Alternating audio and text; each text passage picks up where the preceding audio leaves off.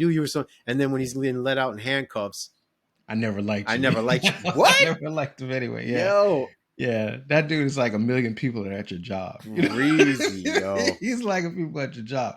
But you know what? You're right also in the sense that the movie is very accessible.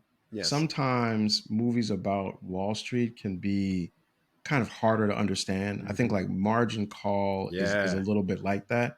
And then I think like when you look like a Big Short is kind of it's intentional about trying to explain everything. Hmm. This movie is like as an adult you can watch it and get it, understand it without really having to understand trading. But it's like Hmm. Oliver Stone, to his credit, makes it very accessible. So Yes. yeah, Yes. yeah, props to that.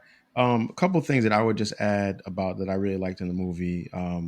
One is the "Greed is Good" speech Hmm. by Gordon Gekko. Probably like it's ironically, it's like the title of this show, this episode is "Greed Still Good," comes from that because it was just one of those things that just stuck in the society from the time that it was said. Right, Mm. greed is good, and of course, that's not the case. I do need to say that as a disclaimer, but it just kind of stuck there as the idea, and it's a great scene because it just lets Michael Douglas show all the charisma that the character has and that he has bringing it to it there.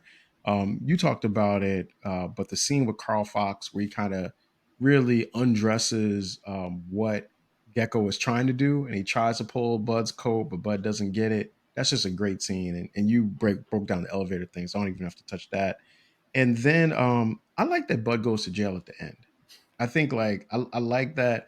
I think it's hilarious that when he's in the car, like his dad is like, yeah, well, maybe going to jail will be good for you, so you can learn a lesson. I'm like, dang, dog,